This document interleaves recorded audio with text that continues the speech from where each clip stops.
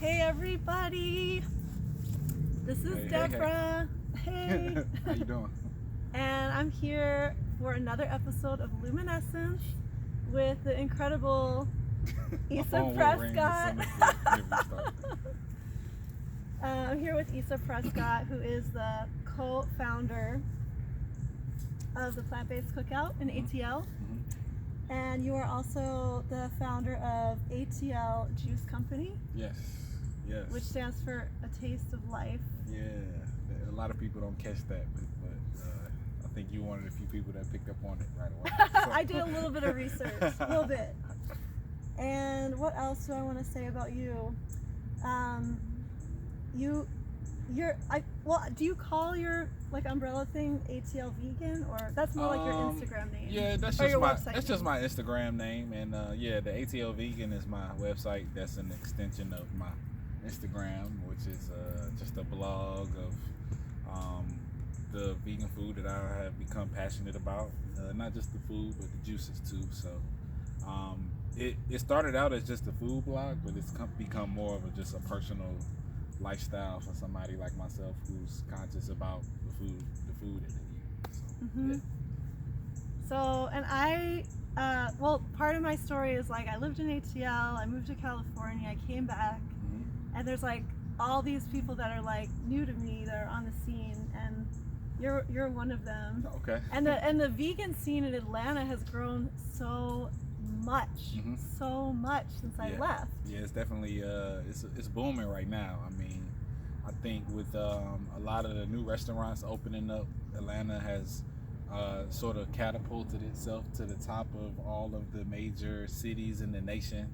And I travel a lot, and that's kind of some of what you see on my blog is not only restaurants in Atlanta, even though it's ATL Vegan, but it's a lot of cool vegan restaurants in other states and cities, countries. So a lot of people hit me up when they go into a certain place yo, I'm going to LA, where I need to go, or I'm going to Dallas, where I need to go. So I always hit people up with some good recommendations. But Atlanta is one of the top right now, and it's only going to continue to grow from here. And I'm really inspired, I have my notes over here, but some of the festivals that have been happening, besides your amazing plant-based cookout, there's been recently the Meat Out, Veggie Taste, Vegan in the Park, Indie Green Fest. Yeah, it's there's a vegan festival that happens every weekend. Well, almost. and I feel we can't mention some of the vegan festivals the Veggie Taste and Meat Out without acknowledging that those two festivals in particular have been around for about a decade. Okay.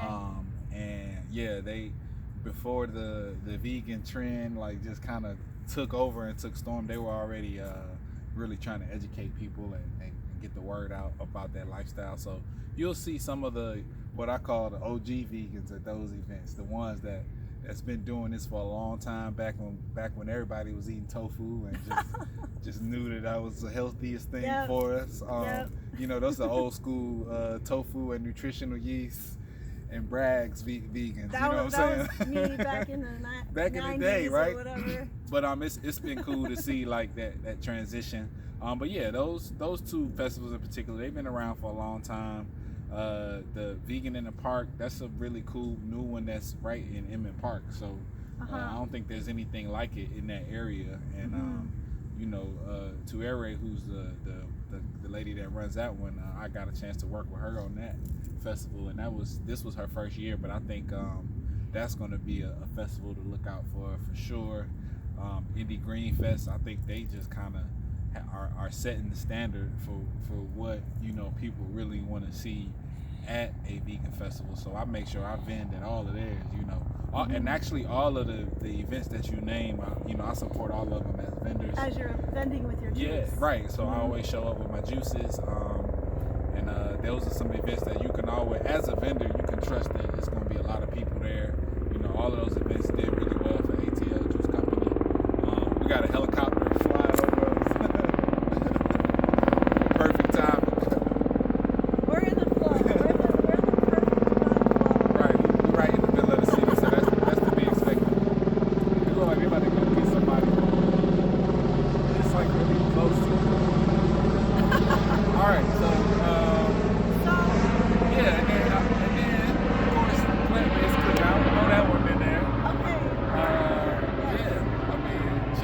about it now, or we're gonna? Sure. Well, can I say one thing? Yeah. I want to say one thing is like, so for me, and like I'm a white woman. I'm a Jewish white woman.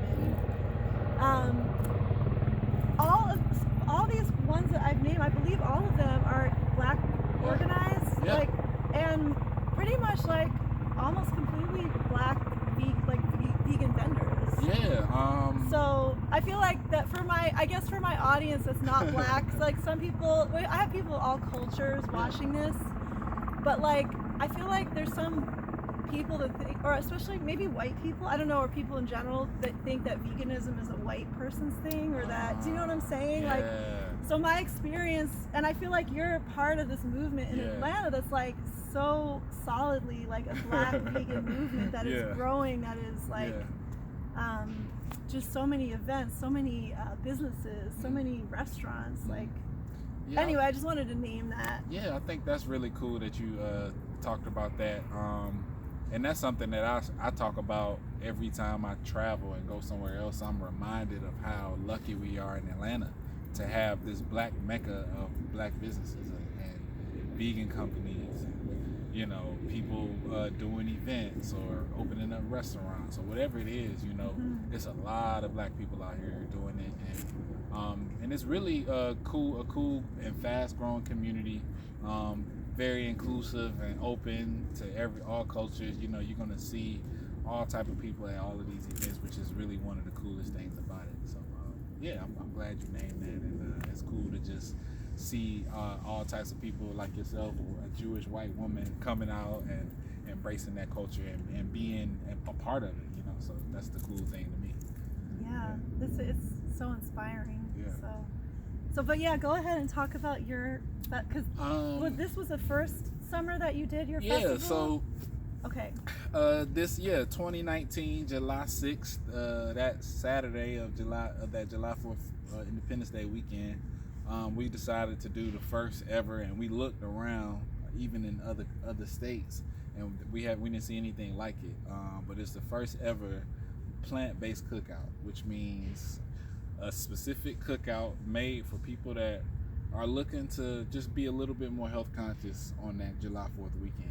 And right. Not so only cool. And not only just to cater to everybody, but it's also something specifically for the vegans that have struggled with going to the cookouts for years, and you were just looking sad with your struggle plate with the salad and you the iceberg lettuce, the iceberg lettuce, bag lettuce with the Italian dressing, because you can't have the ranch. They didn't bring no vegan ranch, right? And then, like, you know, you can't even have the baked beans because they put meat in the pot. So that was something that I kind of felt like really all holidays. You know, vegans can sometimes get the sad face just because there's no real options for them.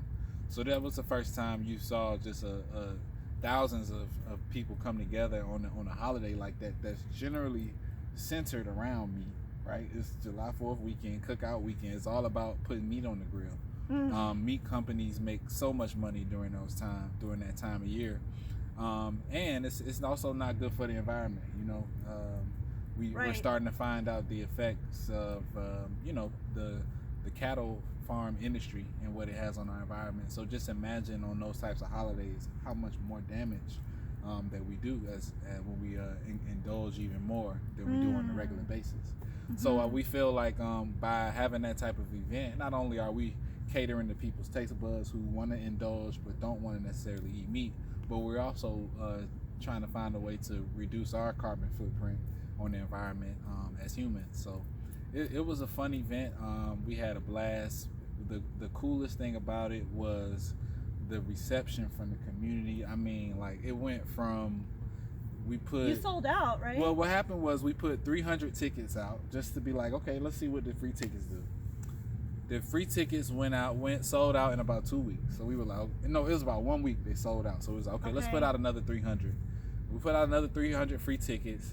They sold out in like a couple of days, and we're like, man, okay. So then we started to sell some tickets, and like I think we sold like, well, I'm not gonna tell you how many we sold, but we sold a lot of tickets, and then we sold out, and then we had to increase the price, not because We just wanted to charge people just because we were nervous about that it was going to be way too many people there. You know, we wanted to offer it free to everybody, but we knew that we had to do a little bit of crowd control. Okay. So that's what that was about. But it ended up turning out to be a perfect amount of people that came. You know, we had over 80 vendors. Wow. Over at Shifting Energy, which is a new another black-owned property owned by a company, a black couple in the community. So you know, we were happy to support them, and they helped us out by you know, helping us and providing us with that space. So overall, you know, it's a successful event. We're gonna come back next year bigger and better. We're talking about doing 2 next year. So maybe shooting for like a Labor Day and July 4th weekend. Yeah, it's going to be an even better experience. You know, we had lots of activities for the youth. We had some educational speakers and demonstrations happening. So we're going to even take it to the next level with the type of entertainment and the type of vendors and the choices. And the last thing I'll say about the plant-based cookout was that I think the one thing that set us apart from you know, another event was that I feel like our vendors really were you know, handpicked, and since there were so many people trying to vend, we were able to really curate the vendors and choose and be picky about who came and who didn't come. So you'll see that again next year, a choice selection of vendors, and we're gonna have a lot of fun again. That's beautiful. Yeah. And they can find out about Plant-Based Cookout on your Instagram website. Yeah, they can find out about Plant-Based Cookout on Instagram. It actually has its own Instagram. Oh, right. And I just want to make sure I give you the right. Well, I'll put it below the video. It's Plant-Based Cookout. Okay, cool. I'll put all your Instagram below. Yeah, so Plant-Based Cookout, you know, I got my ATL Vegan is my blog, and then ATL Juice Company, which is my juice company. We have our own Instagram as well. We were one of the vendors at the Plant-Based Cookout, you know, cool. Which was actually our most successful event to date, which we're very proud to say that about ATL Juice Company. Has been in business for about 2.5 years now.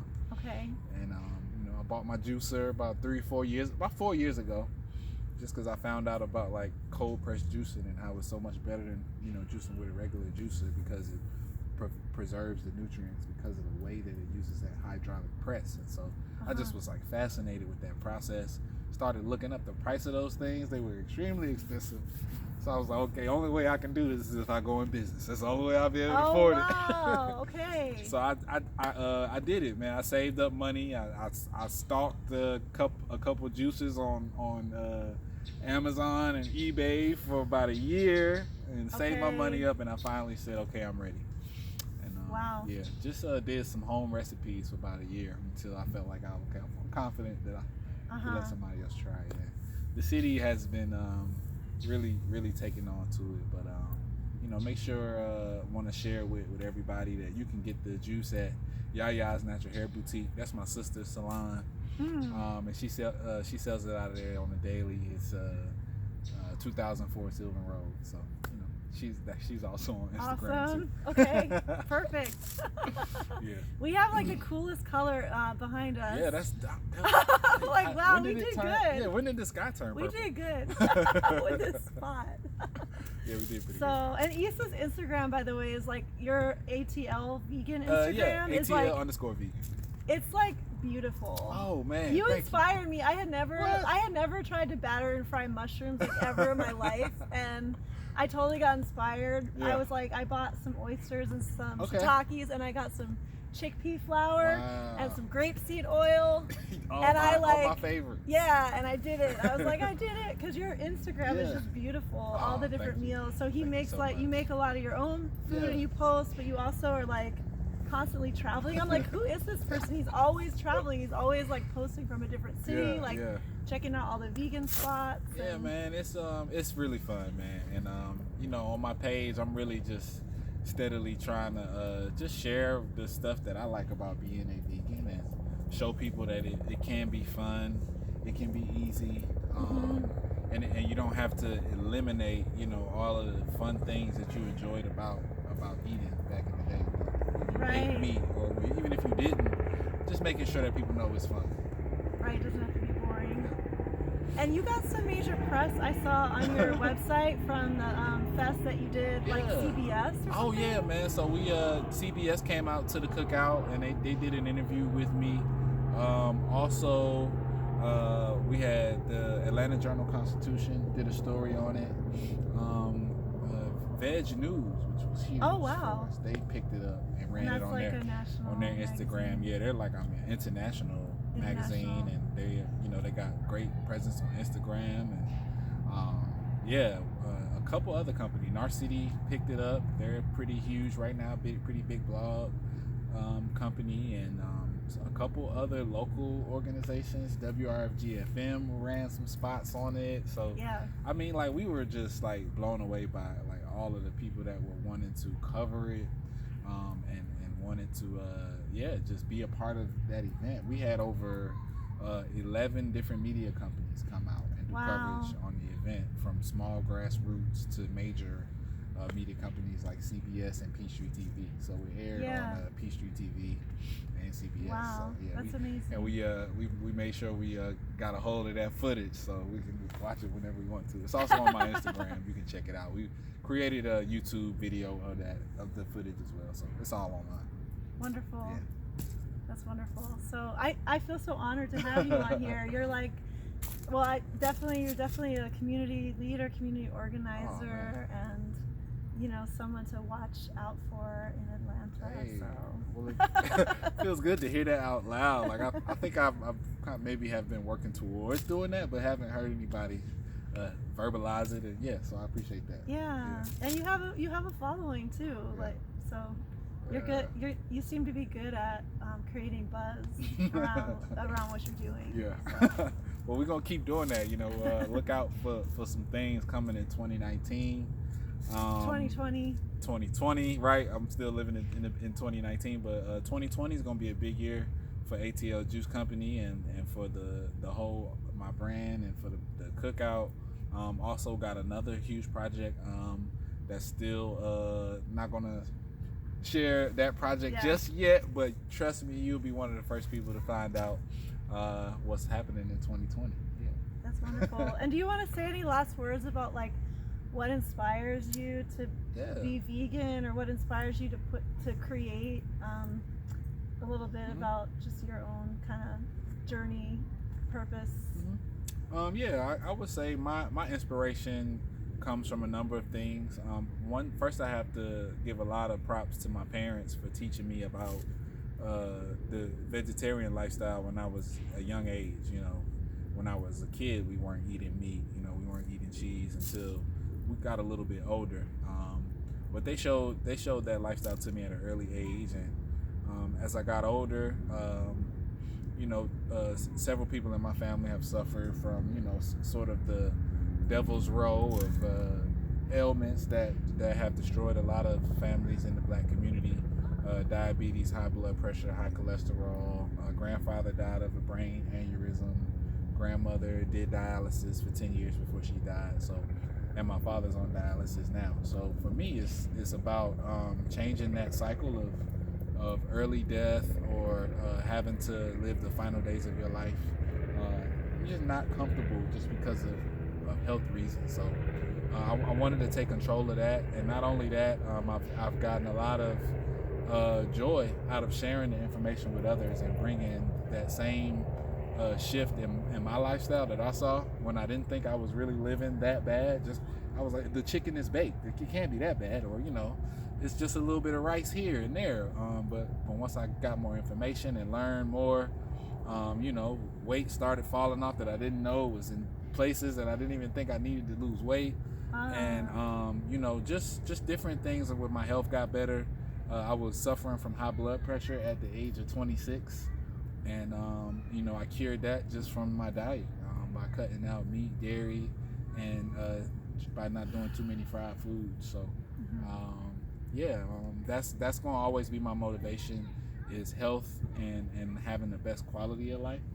And even more so now, it's become more about the environment and the care for all sentient beings, all animals. A pig is just as smart, if not smarter, than a dog or canine. So I want us to have that same compassion for the whales as we have for the salmon that the whales devour or need in order to live in their natural habitat. So that's kind of where I am. That's kind of my final words, and you know what I'm saying, y'all got all my information. I'm always willing to share information with people, so hit me up on my Instagram. We got the matching Facebook page and all of that good stuff like that. So. ATL_vegan. Yeah, ATL_vegan. Yeah. Okay, and ATLvegan.com. Yeah, the ATL. The ATLvegan.com. Yes. Okay, it's all under the video. Well, thank you yeah, so much. Thank you I'm so much. grateful to have you on here. I appreciate you, man. That was appreciate You're you having me. welcome. You're so welcome. Yeah. I'm so grateful to have you on here. All right. Bye. Bye.